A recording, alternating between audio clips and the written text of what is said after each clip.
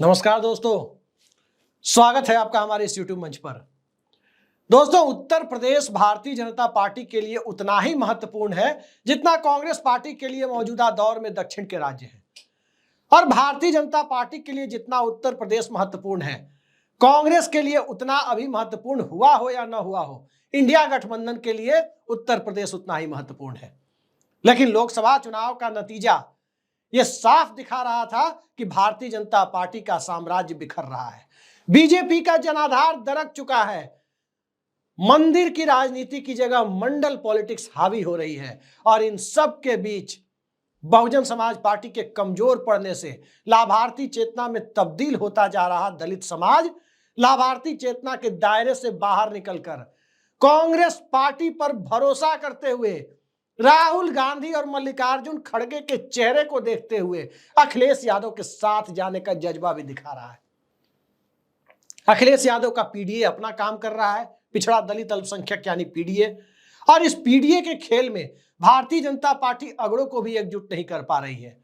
हालत तो यह हो गई है कि उत्तर प्रदेश में अधिकारियों की जाति बताई जा रही है कि किसके राज्य में, किसके शासनकाल में मुख्यमंत्री की जाति के कितने लोग सत्ता के शीर्ष पर या मलाईदार पोस्टिंग लेकर बैठे हुए हैं। इस तरह की लिस्ट जारी की जा रही है। और जब यह लिस्ट जारी की जा रही है, उसके बाद पत्रकारों पर एफआईआर हो रही है। एफआईआर जिन पत्रकारों पर हो रही है, उन पत्रकारों की जाति भी सोशल मीडिया में लोग बता रहे हैं। और जैसे जैसे पत्रकारों की जाति सामने आ रही है, उसके बाद से भारतीय जनता पार्टी जो अगड़ों की पार्टी मानी जाती थी, तिलक तराजू और तलवार की पार्टी मानी जाती थी, अब तिलक तराजू और तलवार की एकजुटता भी संदेह के घेरे में आती जा रही है। लेकिन उत्तर प्रदेश जहां मुख्यमंत्री बदलने की भी चर्चाएं हैं, 10 सीटों का उपचुनाव भी अब तक घोषित नहीं हुआ है। और जब 10 सीटों का उपचुनाव घोषित नहीं हुआ, उसके साथ साथ उत्तर प्रदेश में मुख्यमंत्री को एक जाति विशेष के खांचे में फिट करने का आरोप भी लग रहा है। और इन सब के बीच पीडीए भी मजबूत होता जा रहा है। सवाल यह है कि मुख्यमंत्री की कुर्सी पर संकट के बादल तो मंडरा रहे हैं। और मुख्यमंत्री की कुर्सी पर जब संकट के बादल मंडरा रहे हैं, तो भारतीय जनता पार्टी के आला कमान के भीतर उत्तर प्रदेश को लेकर क्या चल रहा है? क्या मुख्यमंत्री बदल देने से समस्या का समाधान हो जाएगा? क्या भारतीय जनता पार्टी का गिरता हुआ जनाधार जो इस लोकसभा चुनाव में सबके सामने दिख गया है, क्या उसे मुख्यमंत्री बदलकर रोका जा सकता है? दरअसल एक साथ कई प्लान पर, कई सारी सोशल इंजीनियरिंग पर, कई सारी अलग अलग तरह की स्ट्रेटजी पर काम करने की खबर आ रही है। बीजेपी के चाणक्य, देश के गृह मंत्री अमित शाह, गृह मंत्री और सहकारिता मंत्री के अलावा पार्टी के अंदर उनकी भूमिका क्या है सभी जानते हैं। उत्तर प्रदेश के मुख्यमंत्री के साथ उनके इक्वेशन कैसे हैं, यह बताने की जरूरत नहीं है। और उत्तर प्रदेश के बिना दिल्ली का रास्ता बीजेपी के लिए तो तय नहीं होता है। इसलिए भी बीजेपी के लिए तय नहीं होता क्योंकि दक्षिण के राज्यों में बीजेपी का फुटप्रिंट ना के बराबर है। कर्नाटक को छोड़ दें तो केरल ने भाजपा के लिए दरवाजा खोला नहीं, तमिलनाडु दरवाजा खोलने की जरूरत महसूस नहीं करता, तेलंगाना ने अभी खिड़की ही खोली है, और आंध्र प्रदेश, वहां दरवाजा भारतीय जनता पार्टी के लिए दिखाई ही नहीं देता, वहां दीवार ही दिखाई देती है। तो इस परिस्थिति में बीजेपी के लिए उत्तर प्रदेश पर निर्भरता स्वाभाविक है कि इसलिए भी बढ़ रही है क्योंकि द्वारका से पुरी तक जिन 4 राज्यों में भारतीय जनता पार्टी अब अपनी सत्ता, अपनी बादशाहत कायम कर चुकी है, उन बादशाहत के बूते तो 100 सीटों का आंकड़ा भी नहीं पहुंच सकता। यूपी इसके लिए जरूरी है। और जब यूपी जरूरी है तो स्ट्रेटजी न सिर्फ भाजपा के अंदर के लिए बन रही है, विपक्ष की रणनीति को क्या सीबीआई ईडी के दबाव से भी तोड़ा जा सकता है? क्या किसी को मुट्ठी बंद कर मुट्ठी खोलने की परमिशन भी दी जा सकती है? कई सारी चीजें एक साथ चल रही है। जाति जनगणना का मुद्दा, आरक्षण बढ़ाने का मुद्दा, अग्निवीर का मुद्दा, ओपीएस यानी ओल्ड पेंशन का मुद्दा, बेरोजगारी का मुद्दा, और इन सब से आगे बढ़कर सरकार के ऊपर एक जाति विशेष के खांचे में फिट किए जाने का आरोप, जिसे मैं नहीं जानता कि सच है या झूठ है, इस आरोप को लेकर जो सियासत चल रही है वो भारतीय जनता पार्टी को दिन ब दिन कमजोर करती जा रही है। एक तरफ तो यह देखा जा रहा है कि मुख्यमंत्री योगी आदित्यनाथ को बनाए रखने में फायदा है या उन्हें मुख्यमंत्री पद से हटाकर किसी पिछड़े वर्ग के मुख्यमंत्री के द्वारा, किसी अति पिछड़े मुख्यमंत्री के द्वारा, किसी दलित समाज से आने वाले मुख्यमंत्री के द्वारा या किसी ब्राह्मण मुख्यमंत्री के द्वारा या अरविंद शर्मा जैसे ब्यूरोक्रेटिक बैकग्राउंड के और जातियों और समुदायों की संख्या के आधार पर देखें तो बेहद कम संख्या का प्रतिनिधित्व करने वाली बिरादरी से आने के कारण उनके नाम पर उन्हें आगे बढ़ाकर क्या यूपी की कमान सौंप दी जाए, इसको लेकर बीजेपी में मंथन तो चल ही रहा है। लेकिन मंथन उसके आगे का भी है, क्योंकि सॉल्यूशन यहां से निकलता दिखाई नहीं देता। बीजेपी को यह बखूबी पता है कि आज की तारीख में जब मुद्दा सबसे ऊपर हो गया है तो भारतीय जनता पार्टी के लिए चाहे किसी पिछड़े वर्ग के नेता को ही कमान दे दे, बहुत गुंजाइश नहीं दिखती कि पिछड़े वर्ग को अब गैर यादव के ढांचे में फिट करके भारतीय जनता पार्टी के चुनावी हिंदुत्व की बिसात बिछाई जा सके। ये हालात दरअसल इसलिए है क्योंकि जनता व्यक्ति के करिश्मे की जगह मुद्दों पर आ चुकी है। आज जनता अखिलेश यादव को वोट नहीं दे रही है, जनता नरेंद्र मोदी को वोट नहीं दे रही है, जनता राहुल गांधी को भी वोट नहीं दे रही है। इनके चेहरे का अपना अपना महत्व है, कुछ लोग इनके चेहरे से प्रभावित हो सकते हैं, लेकिन अब जनता मुद्दों के आधार पर आ चुकी है। और मुद्दों के आधार पर इसलिए आ चुकी है क्योंकि भारतीय जनता पार्टी का एजेंडा भी मुद्दों के आधार पर आगे बढ़ रहा था। मसलन धारा 370, मसलन राम मंदिर, मसलन समान नागरिक संहिता, और इन मुद्दों को नरेंद्र मोदी से बड़ा दिखाने की कवायद ने इस देश की राजनीति को वापस मुद्दों की तरफ मोड़ दिया। और जब मुद्दों की तरफ सियासत को मोड़ दिया गया, जब इशू बेस्ड पॉलिटिक्स प्रधान हो गई, तो जाति जनगणना भी एक मुद्दा है, वो भी प्रधान हो गया। अग्निवीर और बेरोजगारी भी मुद्दा है, वो भी प्रधान हो गया। पेंशन भी मुद्दा है, वो भी प्रधान हो गया। SC ST एक्ट भी मुद्दा है, वो भी प्रधान हो गया।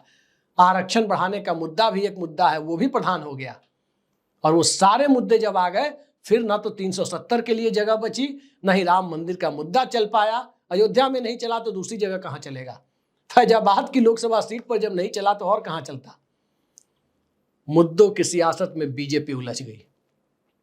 तो जब मुद्दों की सियासत में उलझ गई तो बीजेपी के अंदर स्ट्रेटजी कौन सी बन रही है? शाह साहब कौन सा प्लान बना रहे हैं? खेल कौन सा चल रहा है? दरअसल खेल यही चल रहा है कि दिल्ली से नागपुर तक ये भनक लग चुकी है कि अब व्यक्ति के चेहरे के सहारे, हिंदुत्व के आइकॉन बनाकर पेश करने की कोशिशों के सहारे चुनाव जीतने के दिन लद गए। योगी हैं उपयोगी, यूपी प्लस योगी उपयोगी, अब यह जुमला नहीं चलेगा।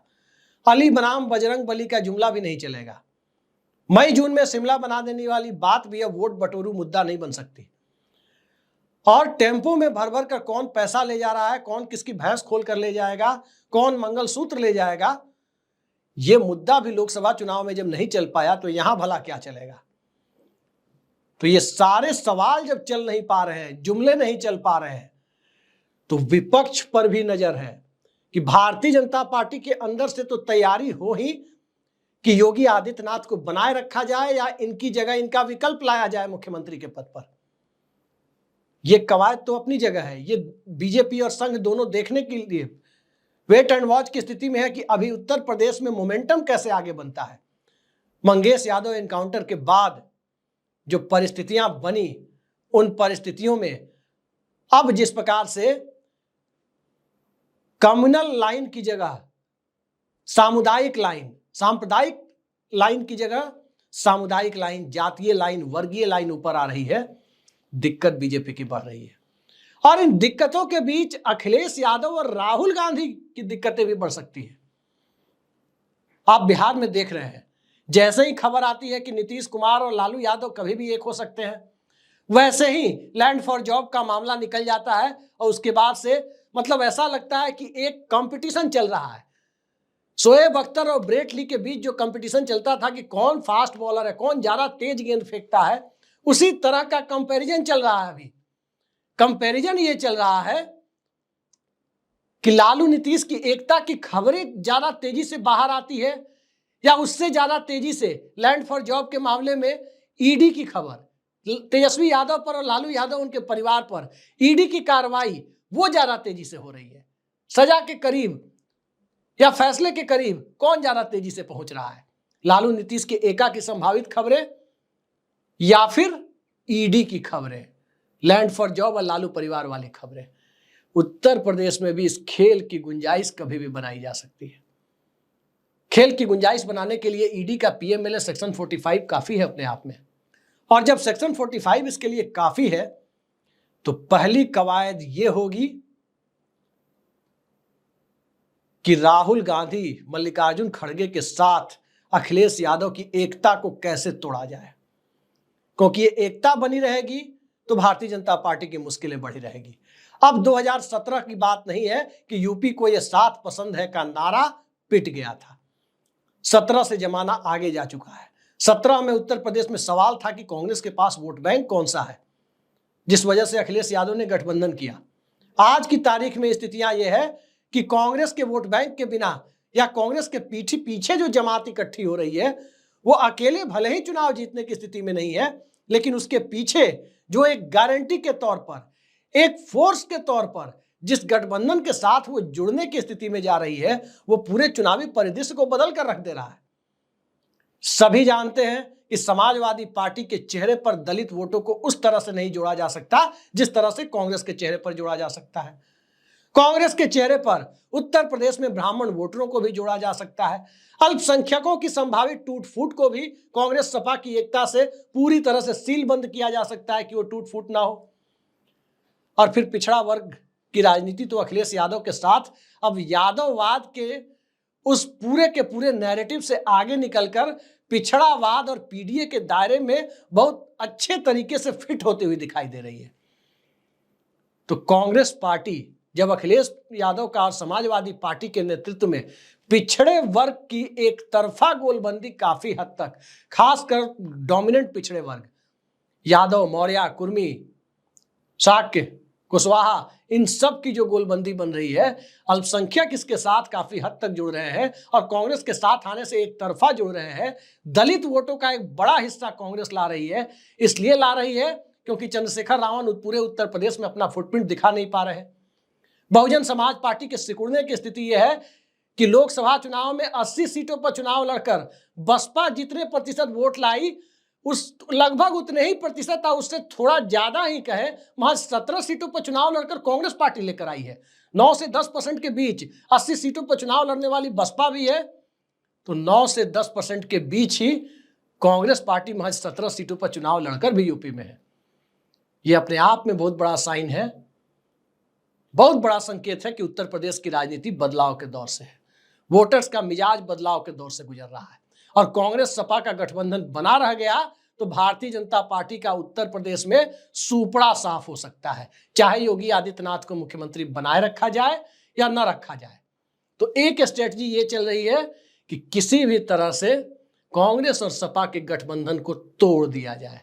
विधानसभा चुनाव तक चाहे किसी तरह से जांच एजेंसियों को एक्टिव किया जाए, जैसे बिहार में देखने को मिल रहा है, चाहे गलतफहमियों की से जुड़ी हुई खबरों को प्लांट किया जाए, वैसे उस खबर से, गलतफहमियों की खबर से कि कांग्रेस आगे बढ़ेगी तो सपा को वहीं खा जाएगी, अखिलेश यादव और राहुल गांधी पर कोई फर्क नहीं पड़ता। हाँ, इस तरह के स्लीपर सेल यदि दोनों पार्टियों में होंगे, हो सकता है कि ये अपना खेल खेलने की कोशिश करें। तो एक स्थिति ये बन रही है। दूसरी स्थिति जो इसके साथ बन रही है वो ये है कि बहुजन समाज पार्टी, जिसकी सक्रियता को लेकर सवाल यह है कि जो पार्टी 2007 में सत्ता में होती है, 2012 की विधानसभा में मुख्य विपक्षी दल होती है, 2014 में शून्य लोकसभा सीटों तक पहुंचती है यूपी में, लेकिन बावजूद इसके 20% के आसपास या उससे ज्यादा वोट लाती है, आज की तारीख में उसका प्रतिशत सिंगल डिजिट में जा चुका है। कांग्रेस के बराबर होने की स्थिति में है या कुछ कम होने की स्थिति में आकर यूपी में दिख रहा है। तो इस पूरे खेल को जिस ढंग से देखने की जरूरत है, बसपा की सक्रियता भी देखने को मिल सकती है। इसलिए देखने को मिल सकती है क्योंकि बाहर में जो गॉसिप चलती है, जो खबरें चलती है कि बहुजन समाज पार्टी की निष्क्रियता का कारण जांच एजेंसियों का एक कथित डर है, तो बसपा को भी फिर से एक्टिव होने का अंदर खाने संदेश दिया जा सकता है। आजकल मायावती के ट्वीट्स को आप देख सकते हैं और उन ट्वीट्स को देखने के बाद क्या लगता है, अटैक समाजवादी पार्टी पर ज्यादा दिखते हैं। अटैक कांग्रेस पार्टी पर भी गाहे बगाहे दिखता है। तो इस परिस्थिति में उत्तर प्रदेश में जिस तरह की सोशल इंजीनियरिंग हो रही है, संघ नाकाम हो रहा है, भाजपा नाकाम हो रही है, दिल्ली जो अभी गुजरात लॉबी जिसे कहते हैं, गुजरात लॉबी और लखनऊ के बीच की दूरियां बढ़ी हुई है, और इन दूरियों के बीच अखिलेश यादव और योगी आदित्यनाथ जी के बीच, मतलब एक तरफ अखिलेश जी, दूसरी तरफ योगी आदित्यनाथ जी, इन दोनों के बीच जो वाक युद्ध चल रहा है, जो व्यंग बाण चल रहे हैं, वो व्यंग बाण देखने लायक लग रहे हैं। वो व्यंग बाण साफ साफ दिख रहा है कि योगी आदित्यनाथ के जो बयान है वो अंततः भारतीय जनता पार्टी को नुकसान ही पहुंचा सकते हैं, फायदा नहीं पहुंचा सकते। क्योंकि एक तरफ समाजवादी पार्टी गोलबंदी की राह पर है, हर बयान में विक्टिम कार्ड का स्कोप ढूंढ रही है, वहीं अखिलेश यादव के जो बयान है वो व्यंग बाण ज्यादा है, और जिस परेशानी से बीजेपी लोकसभा चुनाव में 2-4 हुई है, उस परेशानी को और ज्यादा नए स्वरूप में बढ़ाने वाले दिखाई दे रहे हैं कि बीजेपी की परेशानी बढ़ जाए। क्योंकि जितना ये सारी चीजें हो रही है, जितनी ज्यादा इन सारी चीजों पर चर्चा हो रही है, चाहे पत्रकारों पर एफआईआर हो, चाहे किसी कथित इनकाउंटर का मामला हो, चाहे कोई और मामला हो, इसके बाद की परिस्थिति में एक ही चीज सामने आ रही है, योगी आदित्यनाथ को एक जाति विशेष के खांचे में फिट बिठाकर देखने की कोशिश, और वो मामला अब बढ़ता जा रहा है, और जितना ज्यादा बढ़ेगा भारतीय जनता पार्टी का नुकसान उतना ज्यादा होगा। अखिलेश यादव को जिस तरह से एक जाति के खांचे में फिट किया गया था 2014 के लोकसभा चुनाव से लेकर 2022 के विधानसभा चुनाव तक, हालांकि 22 में कुछ हद तक स्थितियां बदली थी और अब काफी हद तक बदल गई है, विधानसभा चुनाव तक पूरी तरह बदल जाएगी। और जब नरेंद्र मोदी सरकार की स्थिति ये बन रही है कि महाराष्ट्र चुनाव के बाद सत्ता टिकेगी या नहीं टिकेगी, तो सत्ता से ज्यादा पार्टी बचाने पर फोकस, नए अध्यक्ष के चुनाव के साथ साथ उत्तर प्रदेश में अपना आदमी बिठाने की कवायद, ये दोनों एक साथ चल रहा है। और इन दोनों कवायद के बीच विपक्ष की एकता को कैसे खंडित किया जाए। विपक्ष में जिस प्रकार से बिहार में 2020 में अपने अलायंस पार्टनर को कमजोर करने के लिए, यानी जेडीयू को कमजोर करने के लिए, नीतीश कुमार को कमजोर करने के लिए चिराग मॉडल का इस्तेमाल किया गया, उत्तर प्रदेश में विपक्ष को कमजोर करने के लिए क्या वहां भी चिराग मॉडल आएगा, या चिराग मॉडल के तहत कांग्रेस और सपा की एकता को तोड़ने पर ही पूरा फोकस होगा?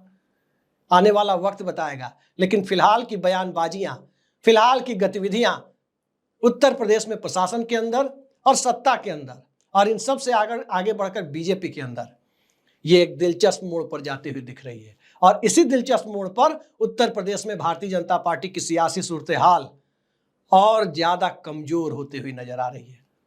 देखिए होता है क्या, जो भी होगा दिलचस्प होगा, और इस दिलचस्प खेल में कहीं ऐसा ना हो कि महाराष्ट्र के विधानसभा चुनाव के बाद दिल्ली की गद्दी, दिल्ली की सत्ता भी बदल जाए और लखनऊ में मुख्यमंत्री की कुर्सी भी बदल जाए।